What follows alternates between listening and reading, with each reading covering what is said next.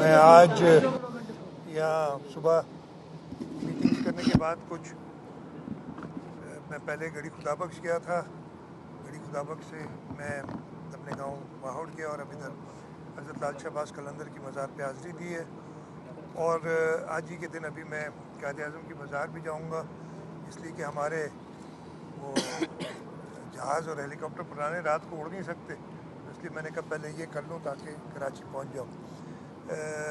कल से इंशाअल्लाह ताला 7 में हज़रत लाल शाह अब्बास कलंदर का 772वां उर्स है।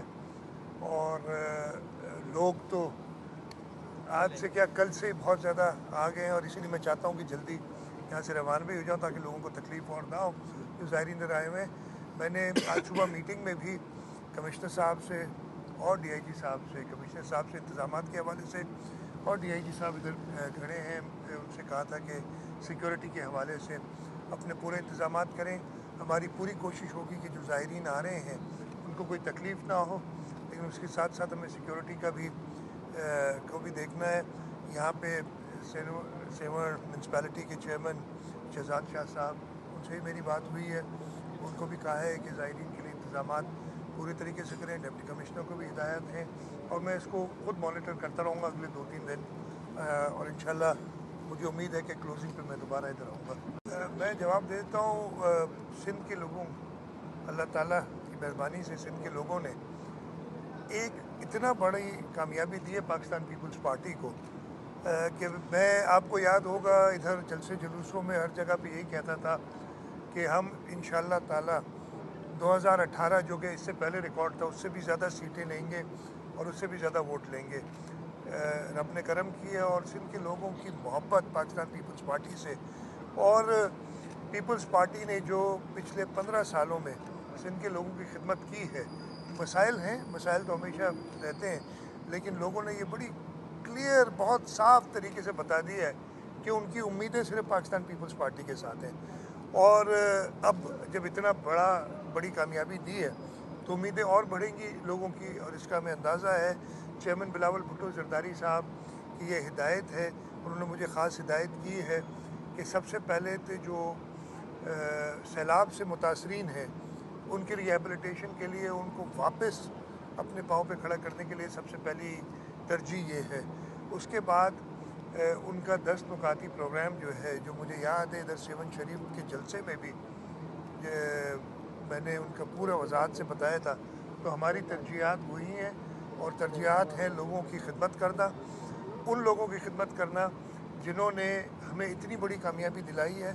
और इंशाअल्लाह ताला सिंध से ये जो कामयाबी इस दफ़े मिली है, अभी हमारे लिए एक और बहुत बड़ा चैलेंज हो गया लोगों की उम्मीदों पे पूरा उतरने का, लेकिन हमें पूरा तैयार है। और हमारे चेयरमैन और सदर आसिफ अली जरदारी जो इंशाअल्लाह ताला अगले महीने में रब की करम से और कलंदर की दुआ से इस मुल्क के सदर बनेंगे मार्च के महीने के अंदर ही, वो लोगों की उम्मीदों पे हम पूरा आने की पूरी कोशिश करेंगे।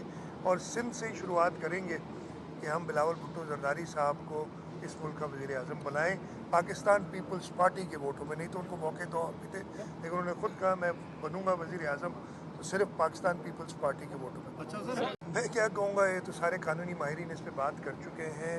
इमरान खान ने मुझे नहीं कहा, मुझे कहता तो जवाब देता उसको, पहले भी बहुत जवाब दिए।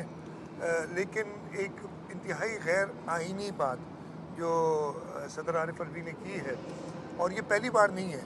आपको याद होगा कि पहले उन्होंने एक वज़ीर आज़म जिसके खिलाफ vote of no confidence table था, उसको स्पीकर ने गलत तरीके से, उसमें तो सुप्रीम कोर्ट की जजमेंट आ गई, सब कुछ है, गलत तरीके से ख़त्म किया, तो इसने उठा के असम्बली डिज़ोल्व कर दी, और उसने फिर कोर्ट ने उसको गलत करार दिया और असम्बली बहाल हुई, और वो वोट आउट हुआ। आइनी तरीके से इमरान खान वज़ारत उज़्मा की कुर्सी से उतारा गया। इस दफ़े फिर उन्होंने जो लोगों का मैंडेट है, जो लोगों की ख्वाहिश है कि जल्द से जल्द असम्बली का इजलास बुलाया जाए, हुकूमतें आएँ और वो लोगों की खिदमत करें, उन्होंने इजलास नहीं बुलाया। लेकिन अब कल ऑटोमेटिक कायम में लिखा है 21वें दिन इजलास हर हाल में होना है। कल 29 तारीख को मेरे ख्याल है शायद ऐलान भी हो गया कि इजलास होना है, कल हलफ उठाएंगे और इंशाअल्लाह ताला हुकूमतें बनेंगी। आज बलूचिस्तान और खैबर पख्तूनख्वा के असम्बली मेंबर्स ने हलफ उठाया है, सिंध और पंजाब अपनी हुकूमतें बना चुके हैं। इंशाअल्लाह ताला जमहूरियत की तरफ हम गामज़न हैं और ये सफ़र हमारा चलता रहेगा और इंशाअल्लाह ताला ये जमहूरी तरीके से ही हम, जैसे मैंने कहा, बिलावल भुट्टो जरदारी साहब को इस मुल्क का वज़ीर-ए-आज़म। देखिए, आपको याद होगा, मैं बता दूं, एक ही बात कर यार, जिकड़ी गाल। देखिए, IMF के पास जब 2022 में हुकूमत में हम आए थे तो हमारा यही कहना था कि मुल्क को जो माशी मुश्किलात हैं, आपको मदद की ज़रूरत पड़ेगी, और उस वक्त वफाक ने उसको डिले किया था। हम यही चाहेंगे कि वफाक जो मुल्क के मफाद में चीज़ें हों उनको जल्द से जल्द आगे बढ़ाए। उसके साथ साथ जो महंगाई का तूफ़ान बरपा है गरीबों के ऊपर, उसका भी ख्याल रखे और उसका भी हल निकाले। ये जो बोझ है ये गरीब आवाम पे नहीं पड़ना चाहिए, ये बोझ उन पे पड़ना चाहिए। हुकूमतों को अपने जो अखराजात हैं वो कम करने चाहिए। और इसका पूरा प्रोग्राम आपको पता है, बिलावल भुट्टो जरदारी साहब दे चुके हैं कि जो वफाक के पास वजारतें हैं जो डिवॉल्व हो चुकी हैं वो ख़त्म कर देनी चाहिए, जो सब्सिडीज़ अशराफिया को दी जाती हैं वो ख़त्म कर देनी चाहिए। तो वो प्रोग्राम पीपल्स पार्टी ने दिया हुआ है। लेकिन इसके साथ साथ मैं ये भी कहूँगा कि इस वक्त बहुत शदीद माशी बहरान है। एक आपके पास टेररिज्म, दहशतगर्दी का भी एक शदीद ख़तरा है, और उसके साथ साथ पॉलिटिकल बहरान, सियासी बहरान भी है। तो वफाकी हुकूमत को बड़ा सोच समझ के आगे बढ़ना होगा और ये मुश्किल फैसले करने पड़ेंगे। बलूचिस्तान में बरसात तबाही मचाए दी है। उसके मौके ते ज़ायरीन जे लाइ बहितर इंतज़ाम कया विया आहिनि ऐं तव्हां वेलकम कयो आहे, पर पुलिस इंतज़ामिया ज़ायरीन ते लाठी चार्ज कयो आहे, कयो वियो आहे। मां जो जवाब ॾेई छॾियो। मैंने पहले ही बताया कि मैंने हिदायत कर दी है कि ज़ायरीन की ज़्यादा से ज़्यादा फैसिलिटेशन करनी है, लेकिन उसके साथ साथ हमने लॉ एंड ऑर्डर को भी देखना है।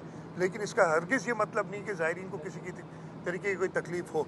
मौसमियाती मैं बात कर देता हूँ कि बहुत आते ही हुकूमत में कल ये हमें पता चला, और कल सुबह 9 बजे मेरी मीटिंग है डिज़ास्टर मैनेजमेंट वालों से और सारी इंतज़ामिया से कि जो बरसातें मुतवक्का हैं उनके लिए हम तैयारी करें अपनी, कि कम से कम तकलीफ़ लोगों को हो।